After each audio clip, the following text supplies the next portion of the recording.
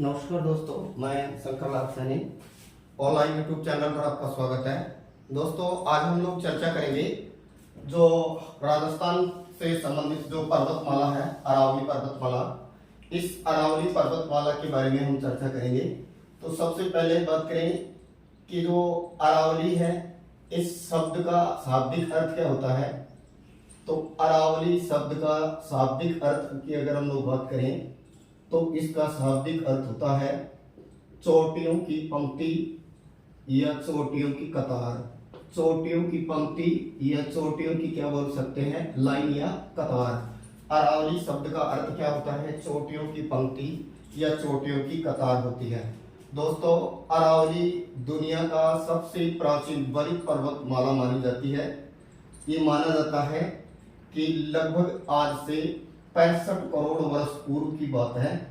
लगभग 65 करोड़ वर्ष पूर्व यानी 650 मिलियन वर्ष पूर्व पृथ्वी पर जो हलचल हुई थी और हलचल के परिणाम स्वरूप इस पर्वतमाला का निर्माण हुआ। तो अरावली का निर्माण कब हुआ? 65 करोड़ वर्ष पूर्व अरावली का निर्माण हुआ, या बोल सकते हैं 650 मिलियन वर्ष पूर्व अरावली का निर्माण हुआ। कौन से काल में हुआ इसका निर्माण? तो याद रखिएगा, अरावली का निर्माण प्री कैम्ब्रियन काल में हुआ था। और प्री कैम्ब्रियन काल के अंतर्गत है दो पर्वतमालाओं का निर्माण हुआ। एक तो मानी जाती है ये अरावली, और दूसरी जो पर्वतमाला है जिसका संबंध है संयुक्त राज्य अमेरिका से, और वो है अपलेशियन पर्वतमाला। तो याद रखिए, अरावली पर्वतमाला की तुलना किस पर्वतमाला से की जाती है? तो हमारा उत्तर क्या होगा? अपलेशियन पर्वतमाला से की जाती है। अर्थात अरावली का निर्माण भी उसी काल या समय हुआ था जिस समय अपलेशियन पर्वतमाला का निर्माण हुआ, या ये कह सकते हैं इन दोनों पर्वतमालाओं का निर्माण ही प्री कैम्ब्रियन काल में हुआ था और 65 करोड़ वर्ष पूर्व या 650 मिलियन वर्ष पूर्व हुआ। ये दोनों ही पर्वतमालाएं किसी जमाने में हिमालय की तरह ऊंची थी, लेकिन अपर्दन और अपक्षी के कारण ये घिस गई, इसलिए इनको नाम दिया जाता है। इसे अरावली को क्या कहा गया है? तो याद रखिए, अरावली को अवशिष्ट पर्वत कहा जाता है। दोस्तों, किसी समय अरावली हिमालय की तरह ऊंची थी, लेकिन अपर्दन और अपक्षी के कारण ये घिस गई और आज अवशेष के रूप में है, इसलिए इसको अवशिष्ट पर्वत के तौर पर जाना जाता है। और अरावली में हिमाच्छादन के भी अवशेष देखे जा सकते हैं। जो अरावली है जिसका सर्वोच्च शिखर है उसको नाम दिया है गुरु शिखर, और गुरु शिखर को कर्नल जेम्स टोड ने कहा संतों का शिखर। लेकिन अपलेशियन पर्वतमाला जो है, इसकी जो सबसे ऊंची चोटी है उसका नाम है माउंट मिचेल। जो अपलेशियन पर्वतमाला है इसकी ऊंची चोटी का नाम क्या है? Mount Mitchell. जबकि अरावली की ऊंची चोटी का नाम गुरु शिखर है। दोनों ही प्राचीन वलित पर्वतमाला मानी गई है। अरावली कैसी पर्वतमाला है? तो याद रखिए, प्राचीन वलित पर्वतमाला। अरावली को प्राचीन वलित पर्वतमाला के रूप में जाना जाता है। जो दो तरह की पर्वतमाला है, नवीन वलित पर्वतमाला और प्राचीन वलित पर्वतमाला की बात करें तो हमारे भारत के अंतर्गत है जो नंगा पर्वत से और जो नामचा बर्मा पर्वत तक हम जिसका विस्तार पढ़ते हैं हिमालय का, ये हिमालय दुनिया का नवीन मोड़दार या नवीन वलित पर्वत माना जाता है। जबकि प्राचीन मोड़दार के अंतर्गत कौन शामिल की जाती है? अरावली। दोस्तों, अरावली पर्वतमाला का जो विस्तार है ये कहाँ से शुरू होता है? तो भारत के यहाँ पश्चिम में जो सागरीय क्षेत्र है जिसको हमने क्या नाम दिया है? अरब सागर। इस अरब सागर के अंतर्गत जो द्वीप है जिसको नाम दिया गया है लक्षद्वीप। और लक्षद्वीप जो है, इस लक्षद्वीप को प्रवाल द्वीप के रूप में जाना जाता है। इस लक्षद्वीप के अंतर्गत है एक द्वीप और माना गया है जिसको नाम दिया है मिनिकॉय। तो अरावली जो पर्वतमाला है ये मिनिकॉय द्वीप से शुरू होती है। अरावली पर्वतमाला अरब सागर में मिनिकॉय द्वीप से शुरू होती है, लेकिन ये आगे समुद्र में डूबी हुई है, इसलिए हमें नजर नहीं आती है। तो ये हमें नजर कहाँ आएगी? तो ये गुजरात में नजर आएगी, और गुजरात में जहाँ ये नजर आएगी वो गुजरात का जो स्थलीय क्षेत्र होगा वो कहलाएगा पालनपुर। और ये पालनपुर से लेकर के और इसका जो विस्तार है ये दिल्ली के अंतर्गत कहाँ तक इसका विस्तार माना गया है? तो इसका विस्तार दिल्ली के अंतर्गत जो रायसीना की जो पहाड़ी है वहां तक इसका क्या माना गया है? विस्तार। तो दिल्ली में लास्ट जो इसका जो छोर है वो कहाँ तक है, रायसीना की पहाड़ियों तक। और याद रखिएगा ये जो रायसीना की पहाड़ियां हैं इन्हीं पर राष्ट्रपति भवन बना हुआ है। भारत का जो राष्ट्रपति भवन है जो माना जाता है वो कौन सी पहाड़ी पर है, रायसीना की पहाड़ी पर है। और रायसीना की पहाड़ियां हैं, ये अंतिम भाग है वो दिल्ली के इस पर्वतमाला का। तो अगर हम बात करें कि अरावली का विस्तार कौन कौन से राज्यों के अंतर्गत है, तो याद रखिए अरावली का विस्तार गुजरात में है, इसके अलावा ये राजस्थान में भी है, और राजस्थान के अलावा इसका विस्तार हरियाणा में है, और हरियाणा के अलावा केंद्र शासित प्रदेश जिसका नाम क्या है, दिल्ली। 3 राज्यों में है, एक का केंद्र शासित प्रदेश के अंतर्गत है, अरावली विस्तार रखती है। अब यहाँ अगर हम पालनपुर से बात करें यहाँ रायसीना की पहाड़ियों तक, तो इसका जो टोटल लंबाई है अरावली की ये है 692 किलोमीटर। लेकिन अगर हम चूंकि राजस्थान पढ़ेंगे तो राजस्थान में ये कितना किलोमीटर है, तो 550 किलोमीटर है राजस्थान में। मतलब इस अरावली पर्वतमाला का लगभग 80% है, यानी 79.48% है। तो लगभग में कितना बोल सकते हैं, 79%। यानी ये कहें कि अरावली का सर्वाधिक 80% के आसपास जो इसका विस्तार है वो हमारे राजस्थान के अंतर्गत ही है। और राजस्थान में ये कहां से कहां तक विस्तार रखती है, तो हमारे यहाँ सिरोही के अंतर्गत है, एक जगह है जिसका नाम है खेड़ ब्रह्म। ये जो खेड़ ब्रह्म जगह है सिरोही में, यहाँ से, और राजस्थान के अंतर्गत है ये झुंझुनू में कौन सी जगह तक विस्तार रखती है, खेतड़ी तक। खेतड़ी कहाँ है, तो याद रखिए खेतड़ी कहाँ है, झुंझुनू तक, झुंझुनू में है, जो कि तांबे के लिए प्रसिद्ध है। तो याद रखिए अरावली की टोटल लंबाई 692 किलोमीटर है, जो गुजरात में पालनपुर से दिल्ली में रायसीना की पहाड़ियों तक है। यानी गुजरात, राजस्थान, हरियाणा और दिल्ली तक 692 है। अब अकेले अगर राजस्थान की बात करें कि राजस्थान में ये कितना किलोमीटर है, तो राजस्थान में 550 किलोमीटर है, यानी लगभग इसका 80% जो है वो राजस्थान के अंतर्गत है। और अरावली जो है इसके पश्चिम के अंतर्गत है, वो कौन सा मरुस्थल है, तो याद रखिए अरावली के पश्चिम में थार का मरुस्थल है, जो दुनिया का सबसे आबाद मरुस्थल के तौर पर जाना जाता है। और ये कहें कि इस मरुस्थल को पूर्व की ओर बढ़ने से कौन रोक रहा है, इस मरुस्थल के प्रसार को पूर्व की ओर जाने से कौन रोकता है, तो मरुस्थल का पूर्व की ओर जो विस्तार है इसको रोकता है कौन, अरावली। अरावली मरुस्थल को आगे बढ़ने से रोकती है। मरुस्थल के आगे बढ़ने को कहा जाता है रेगिस्तान का मार्च। और रेगिस्तान के मार्च के लिए जैसलमेर का जो नाचना गांव है, जो वहाँ नाचना में से उनकी नस्ल भी है, तो नाचना गांव है जैसलमेर का, वो रेगिस्तान की मार्च के लिए प्रसिद्ध माना जाता है। तो याद रखिएगा कि ये जो अरावली पर्वतमाला है, इस अरावली पर्वतमाला का जो ये कहें कि जो विस्तार है ये 3 राज्यों में और एक केंद्र शासित प्रदेश के अंतर्गत है। अरावली मरुस्थल को किधर बढ़ने से रोक रही है, तो ये ध्यान रखिएगा पूर्व की ओर बढ़ने से रोकती है, पूर्व की ओर बढ़ने से रोकती है। और दोस्तों हमारी जो भारत की जल विभाजक जो रेखा है ये शिमला से शुरू होती है, इसके बाद में फिर ये अरावली के साथ साथ चलती है, फिर विंध्याचल पर्वतमाला से होते हुए पश्चिमी घाट के सहारे सहारे चलती है। यानी ये कहें कि इधर वाली जितने भी जलीय क्षेत्र है, नदियां हैं, ये अपना जल ले जाएंगी बंगाल की खाड़ी की ओर, और इधर वाली लेके आएंगी अरब सागर की ओर। तो इधर आने वाली नदियों में जो प्रमुख है वो जल विभाजक यानी सिंधु, और मध्य के अंतर्गत जो प्रमुख मानेंगे वो है गंगा। तो गंगा और सिंधु नदी के बीच में ये अरावली पर्वतमाला जल विभाजक का कार्य करती है, याद रखिएगा। सिंधु व गंगा नदी के बीच में अरावली पर्वतमाला है, वो किसका काम कर रही है, जल विभाजक का कार्य करती है। और अगर राजस्थान के तौर पर देखें तो ये हमारे राजस्थान को है वो 2 भागों में डिवाइड कर देती है। ये कहें कि राजस्थान को 2 भागों के अंतर्गत बांट देती है, पूर्वी भाग और दूसरा कहलाता है पश्चिमी भाग। और अरावली के ऊपर से कितना सेमी की वर्षा रेखा गुजरती है, तो याद रखिएगा 50 सेमी की सम वर्षा रेखा अरावली पर्वतमाला के ऊपरी भाग से गुजरती है, और ये राजस्थान को 2 भागों में डिवाइड करती है। अरावली जल विभाजक का कार्य करती है। अरावली के लिए कुछ विशेष बातें आ जाती हैं, जैसे अरावली का अर्थ क्या होता है, चोटियों की पंक्ति या चोटियों की कतार। फिर बात करें कर्नल जेम्स टोड ने, जो कि घोड़े वाला बाबा कहलाता है, जिसको बग्गी वाला बाबा बोलते हैं, colonel James Tod. Colonel James Tod ने अरावली को क्या कहा है, और अबुल फजल का सेंटेंस भी पूछ लेते हैं।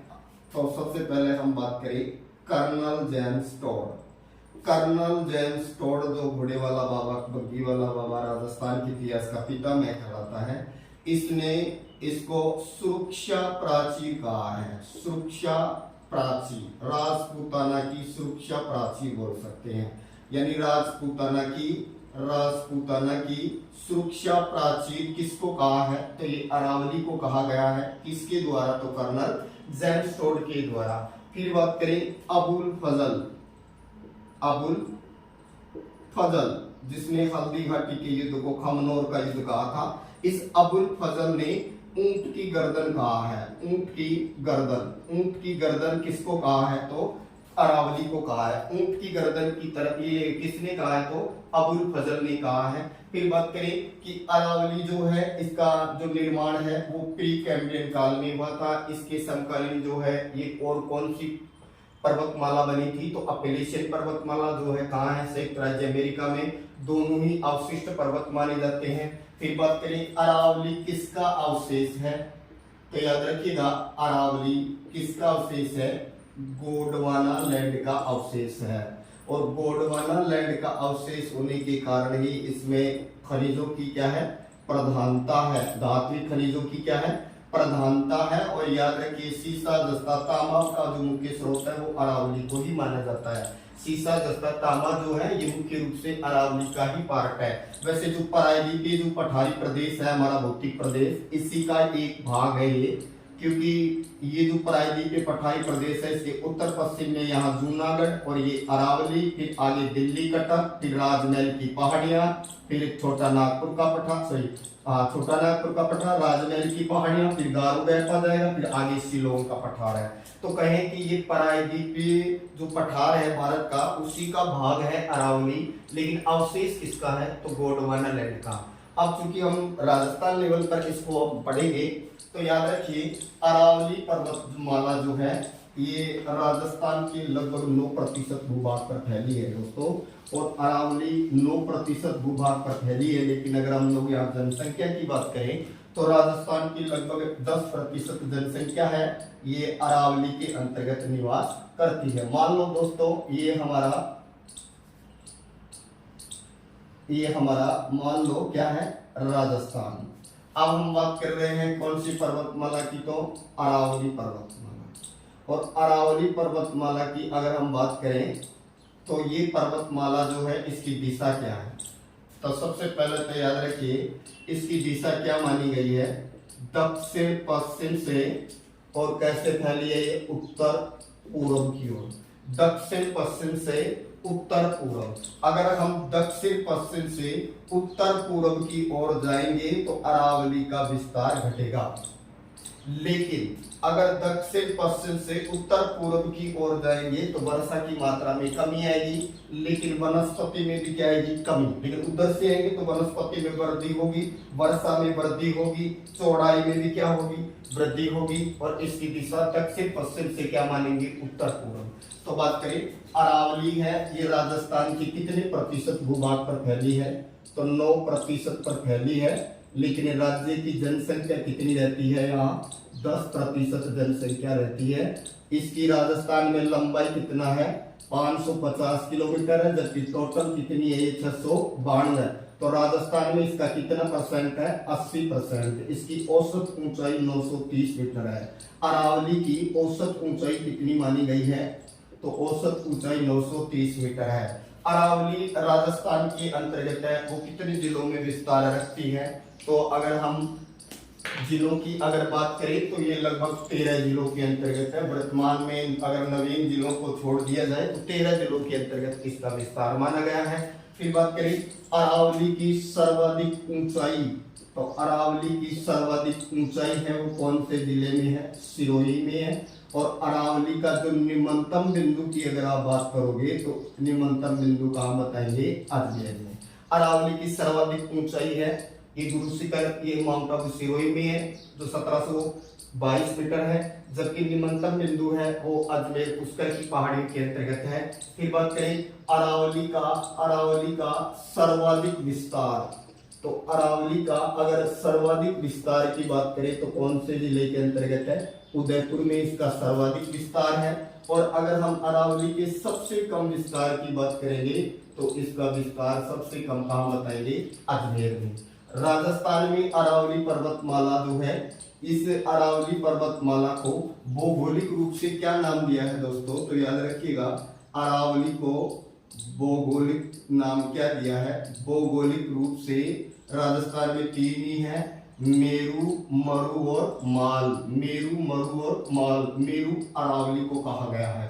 तो याद रखिए भौगोलिक रूप से अरावली को क्या कहा है, मेरू पर्वत, जबकि हाड़ौती वाले क्षेत्र को माल कहा है और जो थार वाला क्षेत्र है इसको मरु कहा है। तो भौगोलिक शब्दावली के आधार पर राजस्थान को तीन भागों में बांटा गया है, मरु, मेरू और माल। पूर्वी मैदान वाला पार्ट है, इसी का हिस्सा मान लिया जाता है, तो भौगोलिक रूप से इसको मेरू कहा जाता है। वैसे इसका एक और नाम है आडा वाला, आडा वाला भी इसी को कहा जाता है, या आडा लेटा या अदावता, अदावता भी मिल जाएगा, अदावता, आडा लेटा, आडा लेटा, ये भी इसी का नाम है। लेकिन एक और अडावल पर्वत है, वो बूंदी के अंतर्गत है दोस्तों, तो ये याद रखिएगा।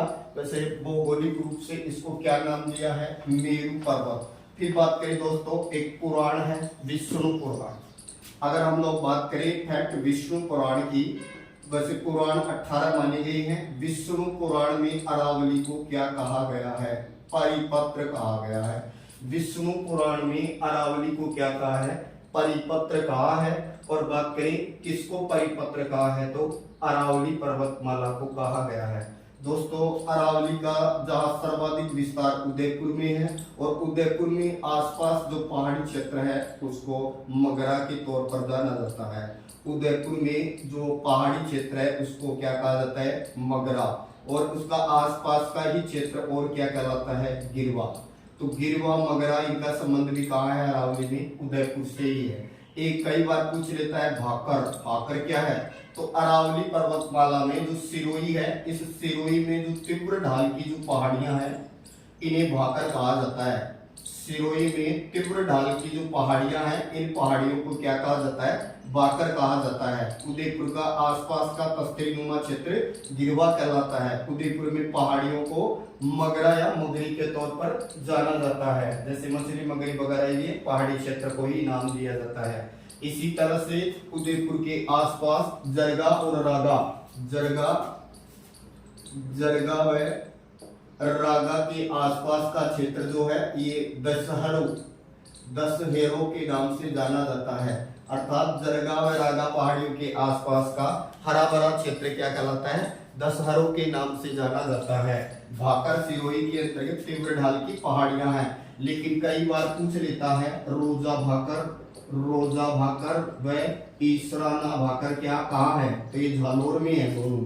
रोजा भाकर, ईसराना भाकर दोनों ही कहाँ है, झालोर में है। वैसे सिरोही में तीव्र ढाल की पहाड़ियों को भाकर कहा जाता है। अरावली के ढालों पर कौन सी कृषि की जाती है, तो यहाँ साउथ में दो तरह की कृषि की जाती है, जो कि वालर कृषि का एक रूप है, जिसको नाम दिया जाता है वालर कृषि का ही एक रूप मान करके, अर्थात दजिया और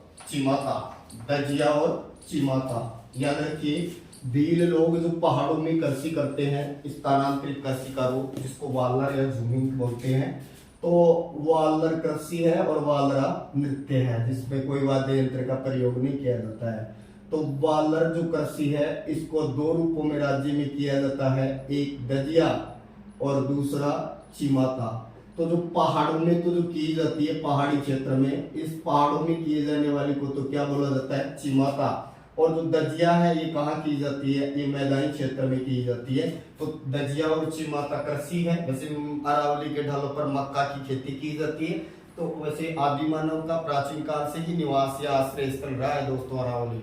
आदि मानव से संबंधित बहुत सारे जो ये कहें कि उससे संबंधित जो अवशेष हैं वो आज भी अरावली की पहाड़ियों के अंतर्गत जो कलदराएं या गुफाएं हैं वहां पर हम देख सकते हैं। जैसे कोटा के अंतर्गत आलनिया है, दर है, भरतपुर के अंतर्गत है, ये कहें कि बहुत सारी जगह है, विराटनगर है। तो ये अरावली की पहाड़ियों में जो गुफाएं थे जिनमें आदि मानव से संबंधित बहुत सारी चीजें मिली हैं या उनसे संबंधित अवशेष मिले हैं।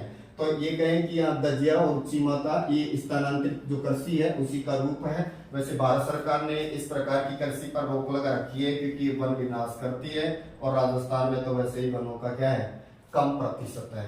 फिर बात करें दोस्तों अरावली का, अगर हम लोग अक्षांशीय विस्तार की अगर हम लोग बात करें तो अरावली पर्वतमाला का अक्षांशीय विस्तार 23 डिग्री 20 मिनट से और ये 28 डिग्री 20 मिनट उत्तरी अक्षांश के बीच है, उत्तरी अक्षांश के बीच है। लेकिन अगर आप ये कहें कि इसका जो देशांतरीय विस्तार की अगर हम लोग बात करेंगे तो इसका देशांतरीय विस्तार 72 डिग्री पूर्वी देशांतर से 72 डिग्री पूर्वी देशांतर से 77 डिग्री 10 मिनट पूर्वी देशांतर के बीच है, पूर्वी देशांतर के बीच है। ये इसका अक्षांश और देशांतरीय विस्तार है। याद रखना राजस्थान 23 डिग्री 3 मिनट से शुरू होता है, राजस्थान 23 डिग्री 3 मिनट से शुरू होता है, जबकि अरावली को 23 डिग्री 2 मिनट यानी 20 मिनट से शुरू किया है। तो ये लगभग 5 ही अक्षांशों में विस्तार है और लगभग 5 ही देशांतरों में है। सिर्फ 0.10 का ही तो अंतर है, 5 आ रहा है, तो उधर भी अंतर 5 है, इधर भी अंतर 5 है। तो 5 ही लगभग अक्षांशों में है, 5 ही लगभग देशांतरों में। कौन सी पर्वतमाला? तो अरावली। अब दोस्तों राजस्थान में इसको अध्ययन की दृष्टि से 3 भागों में डिवाइड किया जाता है, क्योंकि राजस्थान में लास्ट कहां तक है? खेतड़ी तक। राजस्थान में खेतड़ी तक, और इधर जो है सिरोही के अंतर्गत है, वो कौन से इस जगह से स्टार्ट हुई थी? खेड़ब्रह्म से। खेड़ब्रह्म कहाँ? सिरोही में। अरावली का पिता कौन है? अरब सागर। अरब सागर को अरावली का पिता कहा जाता है क्योंकि वो मिनी कोई द्वीप से शुरू होती है। राजस्थान में इसे 2 भागों में बटा। नंबर 1 यहाँ खेतड़ी से और आगे एक जगह को आधार लिया है सांबर, तो खेतड़ी से और सांबर तक यहां पर तो इसको कहा गया है उत्तरी अरावली। फिर सांबर से आगे राजसमंद में एक जगह है देवगढ़, और ये कहें कि सांबर से और देवगढ़ के बीच में यहां पर इसको नाम दिया है मध्य अरावली। फिर देवगढ़ से और खेड़ब्रह्म और यहां पर इसको नाम दिया है दक्षिणी अरावली। तो बताइए कि अरावली पर्वतमाला को कितने भागों में डिवाइड किया है? 3 भागों में। पहला उत्तरी अरावली, दूसरा मध्य अरावली, तीसरा दक्षिणी अरावली। किसका विस्तार कहां तक है? खेतड़ी यानी उत्तरी जो अरावली है ये खेतड़ी से शुरू होती है और सांबर तक विस्तार है, और इसको भी फिर 2 भागों में बांटा जा सकता है। सीकावाटी क्षेत्र में, मतलब जो सीकर और झुंझुनू वाला क्षेत्र, और दूसरा पूर्वी पहाड़ियां जिनमें अलवर जयपुर वाला क्षेत्र शामिल किया जा सकता है। फिर आता है मध्य अरावली। इस मध्य अरावली के अंतर्गत है मुख्य रूप से अजमेर और राजसमंद वाला एरिया है वो शामिल किया जाता है। ये मध्य अरावली सबसे कम विस्तार है इसका अरावली का, और सर्वाधिक इसकी चौड़ाई है वो दक्षिणी अरावली की है। सबसे ज्यादा वनस्पति भी दक्षिणी अरावली में है, सर्वाधिक ऊंचाई भी दक्षिणी भाग में ही है, सर्वाधिक वर्षा भी यही भाग प्राप्त करता है, क्योंकि ये कहें कि जो अरावली पर्वतमाला है इसके समांतर निकल जाती है मानसूनी हवाएं। मानसूनी हवाएं, अरब सागरी मानसूनी हवाएं अरावली के समांतर निकल जाती है, इसीलिए तो हमारे राजस्थान में वर्षा कम होती है। अगर अरावली की दिशा आज की विपरीत होती तो राजस्थान में थार का मरुस्थल नहीं होता। ये थार का मरुस्थल पंजाब और हरियाणा के अंतर्गत होता। कब? जब आज की स्थिति अरावली के विपरीत होती। तो ये कह सकते हैं कि ये जो पर्वतमाला है इसको 3 भागों में डिवाइड किया, उत्तरी अरावली, मध्य अरावली, दक्षिणी अरावली। बात करें उत्तरी अरावली कहां से कहां तक? खेतड़ी से सांबर तक। इसकी औसत ऊंचाई लगभग 450 मीटर है, और उत्तरी अरावली की जो सबसे ऊंची जो चोटी है उसकी अगर बात करें तो यहाँ कौन ऊंची चोटी है? रघुनाथगढ़, जो 1055 मीटर ऊंची है, और रघुनाथगढ़ कहाँ है? सीकर में है। फिर बात करें मध्य अरावली, तो मध्य अरावली जो है इसकी सबसे ऊंची चोटी है वो है गोरमजी। कई बार गोरमजी ऑप्शन नहीं देता है तब तारागढ़ आएगी, तो गोरमजी है और ये है 934 मीटर। और फिर आती है तीसरा पार्ट इसका दक्षिणी अरावली, और दक्षिणी अरावली में जो सबसे ऊंची चोटी है वो है गुरु शिखर। और आपको पता है गुरु शिखर कहाँ है, सिरोही में है, जो 1722 मीटर ऊंचा है, जिसे कर्नल जेम्स टोड ने क्या कहा था, संतों का शिखर। दोस्तों अरावली की अगर दिशा की अगर हम बात करें तो ये दक्षिण पश्चिम से उत्तर पूर्व ही बताएंगे। याद रखिए एक ऑप्शन मिलेगा आपको उत्तर पूर्व से दक्षिण पश्चिम वाला, वो नहीं करना है, याद रखना है दक्षिण पश्चिम से उत्तर पूर्व की ओर अरावली का क्या है, विस्तार है। कितने भागों में बढ़ता है, 3 भागों में बढ़ता है, उत्तरी अरावली, मध्य अरावली, दक्षिणी अरावली। उत्तरी अरावली खेतड़ी से कहां तक माना है, सामर तक। इसकी सबसे ऊंची चोटी रघुनाथगढ़ 1055 मीटर है, और ये जो क्षेत्र है ये शेखावाटी क्षेत्र और पूर्वी पहाड़ी के तौर पर जाना जाता है। फिर मध्य अरावली, इसके अंतर्गत अरावली का निम्नतम बिंदु भी है पुष्कर की पहाड़ियां। और याद रखिए जब पुष्कर की पहाड़ियों में वर्षा होती है तो बाढ़ कहाँ आती है, तो याद रखिए बाढ़ बालोतरा में आती है। जब पुष्कर की पहाड़ियों में बारिश होगी तो बाढ़ कहाँ आती है, बालोतरा के अंतर्गत आती है। अरावली में कौन सी मिट्टी पाई जाती है, तो लाल जो पर्वतीय कंकड़ वाली जो अपरिपक्व मिट्टी होती है ये इसके अंतर्गत पाई जाती है। अरावली में धात्विक खनिजों की प्रधानता है क्योंकि ये प्राचीन गोंडवाना लैंड का क्या है, अवशेष है। और अरावली जो है ये प्राचीन बलित पर्वतमाला के तौर पर जानी जाती है। अरावली 5 ही लगभग अक्षांशों में विस्तार रखती है, लगभग 5 ही देशांतरों में। अरावली की सबसे ऊंची चोटी को क्या नाम दिया है, गुरु शिखर। और गुरु शिखर जो है वो कितनी ऊंची है, 1722। इसी कर्नल जेम्स टोड ने कहा था संतों का शिखर। और गुरु शिखर की पहली ऊंचाई मिलती थी 1727। वहां दंतांतर ऋषि का 5 मीटर का चबूतरा बना हुआ है। उस 5 मीटर मानव निर्मित स्ट्रक्चर को अगर हटा दिया जाए या उससे छोड़ करके माप किया जाता है तो फिर ये इतना ही आता है, 1722 ही आता है, तो पुराना आंकड़ा मिल जाएगा। अब दोस्तों राजस्थान के अगर वर्तमान जिलों की अगर हम लोग बात करें तो कितने, लगभग 13 जिलों में अरावली का विस्तार माना गया है। अगर हम वर्तमान 33 तक ही सीमित रहे तो इधर कितने जिले माने गए हैं, 13, और इधर कितने, 20, यानी इधर 13 और इधर 20। अरावली में कितने माने गए हैं, 13 है। अब बताओ अरावली की सबसे ऊंची चोटी जो है वो कौन से जिले में है, तो वो है सिरोही में। निम्नतम बिंदु कहाँ है, अजमेर में। सर्वाधिक चौड़ाई इसकी उदयपुर में है, या सर्वाधिक विस्तार उदयपुर में है, और सबसे कम विस्तार तो बात करें अजमेर में है। राजस्थान के 9% भूभाग पर है और 10% यहाँ जनसंख्या रहती है। 930 मीटर इसकी औसत ऊंचाई मानी गई है। ये प्री कैम्ब्रियन काल में इसका निर्माण हुआ। अरावली के लगभग मध्य से दोनों तरफ से निकलती हैं 2 नदियां। अरावली के इधर से जाने वाली जो प्रमुख नदी है जो लगभग अजमेर में नागपाड़ के पास से निकलती है, ये है लूनी। और अरावली के लगभग मध्य से इधर से राजसमंद के पास खमनोर की पहाड़ियों से निकलती है आपकी बनास। तो अरावली की पूर्व में बहने वाली बनास और इधर पश्चिम की ओर आने वाली प्रमुख नदी की अगर आप बात करें तो कौन बन जाती है, ये है आपकी लूनी, जिसे कालिदास ने क्या कहा था, अंतः सलीला।